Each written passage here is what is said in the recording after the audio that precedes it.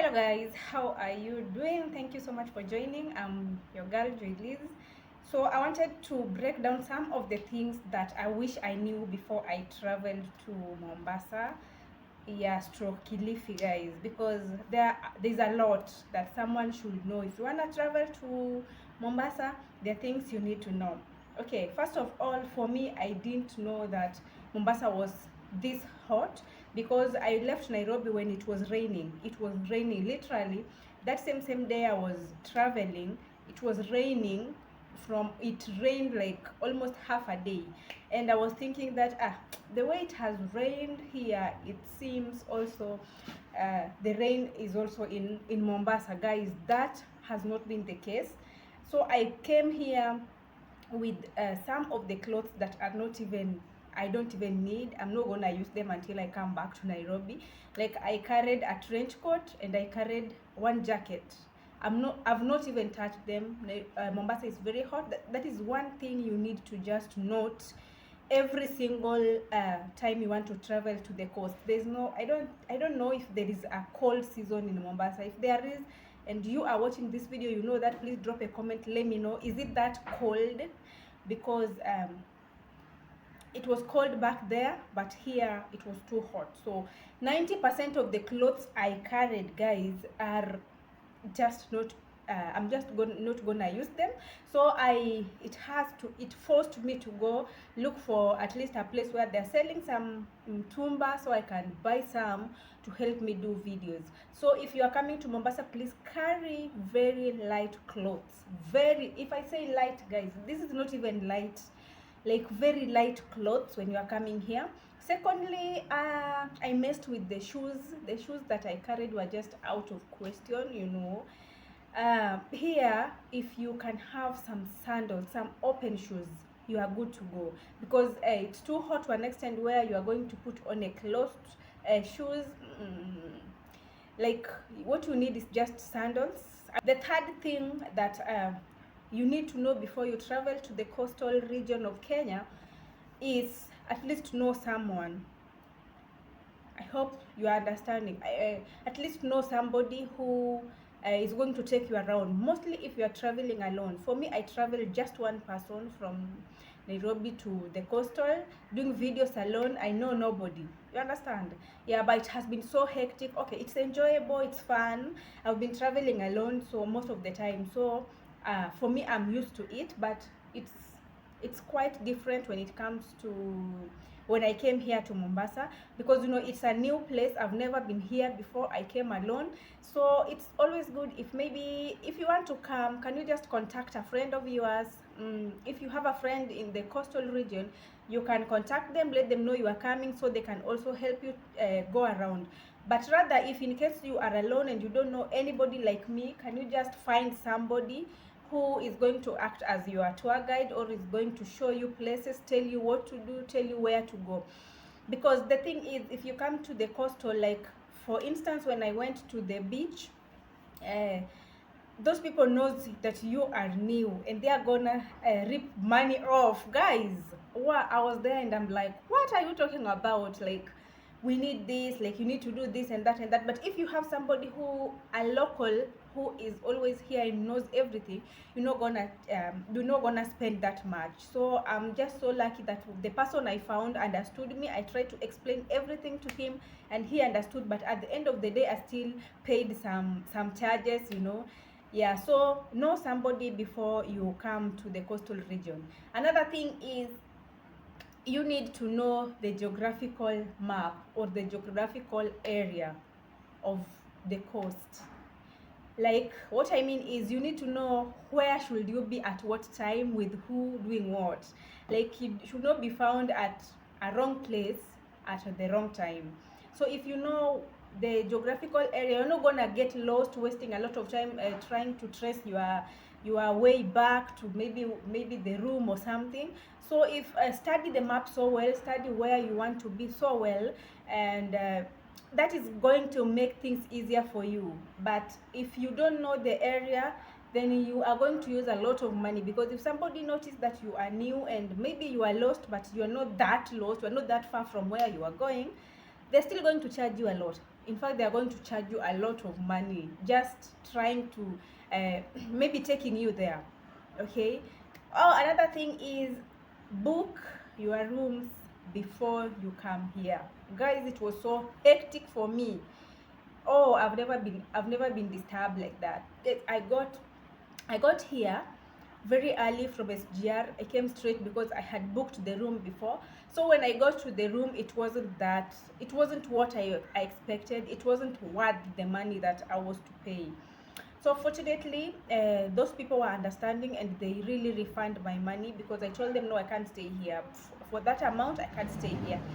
We tried to negotiate with them, but we were not in terms. So I just told them no, no, no, no, no, no, no, because of the security, and the place was not worth it.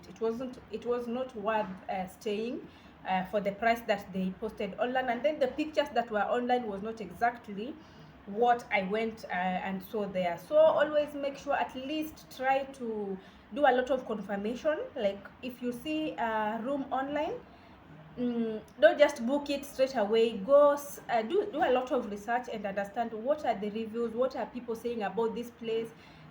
Has people been here? Were they disappointed? How is customer service? How is everything, yeah. So that is something that you need to know before you travel to Mombasa. I'm just trying to break down my struggles here. Okay, my next struggle, or the thing I wish I knew before I traveled here again, is the means of transport that I am supposed to be using when I'm doing videos. I didn't come to stay indoors. I just came to do videos. I came to travel. You are here and then you are like, you have to go different places to go do videos. So for me, at the very first day, I used a motorbike. The whole day I used a motorbike, because I wanted to make that person at least show me the places, because he has been here. But he was like, he was charging. Okay, he wasn't charging that much, but you just know that the means of transport you choose will always determine the amount of money you are going to use, right? So if you are that person who is going to move here and there, please, I will recommend a public means of transport. Use this matatu, use these buses. But for a motorbike, no, no, no, no. If you're traveling on a budget, please, it's not your thing. Because I was going somewhere and then they charged me 40 bob. 40 bob, guys. And then I called the person who I was using the motor. I contacted the motorist and I told him, can you take me to such a place? He told me he's going to charge me 350. While in matatus, I just use only 40 shillings. So it's use a best means. Either you use matatus or use a tuk-tuk. Either of them, at least they are quite cheaper. Another struggle that I really went through here, guys, is locating these places that I want to do the videos on.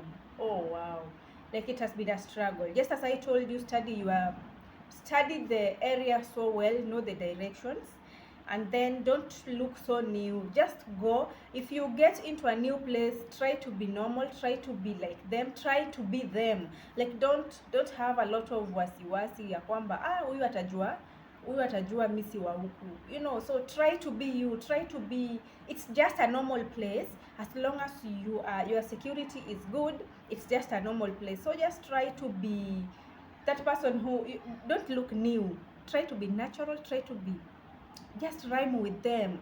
As much as, yes, the challenge is the Swahili I'm talking is not what they are talking, so they can notice you so fast. But just try to mingle with them, and just be part of the journey. Just be part of them. Okay. Food and restaurants, where you are going to. Maybe if you are in a room, like for me in my room, they're not serving me food here. I refused that because their food was quite expensive. So because I'm traveling on a budget, guys, I could not be eating inside here. Like, they serve me everything. I know I'll reach there, but not yet.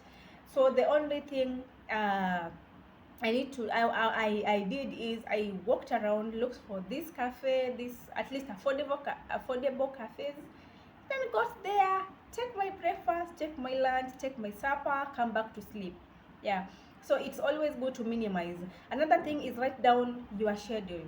Write down your schedule so well. Let me just tell you, write your schedule down, because if you don't write your schedule down, you are going to be confused because you don't know which place you are supposed to go at what time. So write down the places you want to go to. After writing them down, please follow your schedule, and if you don't follow, at least the one you've skipped, just put a star and say, so it can remind you didn't go this place, you can go another day. But if you don't have a schedule, you're gonna be confused and you're gonna waste a lot of time, because as much as yes we are traveling, we still have time to catch up with, right? Yeah. So if you don't want to waste your time, work with your schedule, write down the schedule. Another thing is calculate your budget before you come. Calculate your budget, guys. If I tell you calculate your budget, OMG, I'm almost even shifting to a different room because of that, because I think I messed somewhere. I included a place that I was not that was not in my schedule, and it has really messed me up. And I don't really think if I'm going to finish all the days that I was supposed to finish here. And if I have to finish all the days, then I'll have to shift to a different room where it will be quite cheaper, if I'm not wrong. The room I'm in, this one here, I did a room tour, so if you watched it, it goes at 1,500 per night.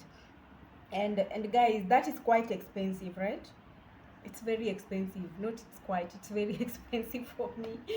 Yeah, but it's because the room I booked earlier was quite cheaper, but it wasn't worth it. Okay, so calculate your budget, know how much, go online, do research, know how much they charge for what, and just calculate. Save so well, guys, so that if you come, you don't get stranded in any way. Okay. Yeah, but if you write your budget down and maybe you go there, while writing your budget, by the way, overcharge, always overcharge. If they say maybe boat riding is 300, can you just put it to, can you just maybe overquote, so you can put, if it is 350, you put 450, so that at least at the end of the day you'll have some little coin coming back home with. Another mess that I was in, or another struggle I've been with, guys, when I was doing my research, I think I wasn't looking at the time, because mostly I was looking at YouTubers who have done maybe some videos at a specific place that I wanted to go, and then hear their prices. So I think I was looking at for them, but I wasn't looking at what time exactly did they do these videos. It messed me up, because somebody went there maybe 2 years ago, they were charging something at around maybe 250. You go there, because the economy has really gone high here in Kenya, you find that it has been doubled. So somebody said maybe boat riding, like there's a yacht, I was supposed to go to a yacht. I haven't even gone there. Why? Because the person I watched said hiring that yacht is going to 1,000, was it 1,200? I went there and then they told me getting that yacht is now at this moment is 3,000. Guys, it's double of what I saved for. So you've wasted your money, you gone there, transport and everything, and then you reach there, you can't do anything. Why? Because your budget is not matching what is there, and you can't risk, because Mombasa is very far from Nairobi, guys. You can't risk, because if you get stuck here, it will be you. So yeah, those are some of the challenges that I've gone through in Mombasa. But anyway, everything has been so cool. I love everything about Mombasa. I just love environment. They are very, very friendly. If I say very, very friendly, they're very friendly, and then you just feel free to do videos, because nobody is minding your business. Everybody is very busy doing their own things, so unless you mind them, then you are not going to do your own things. Okay, so I'm so much happy, I'm excited. Thank you so much. Those are some of the things that I noted when I came to Mombasa. You can also drop a comment, let me know what you faced, or if you haven't been here before, that is my experience. Drop a comment down there. I always love comments. We can communicate down below. If you are new here, please consider subscribing. Hit on that red button, guys. Subscribe to my channel, and also hit on the bell to be notified when we do when we upload a new video. Thank you so much for watching. I love you all. Let's meet again in our next episode.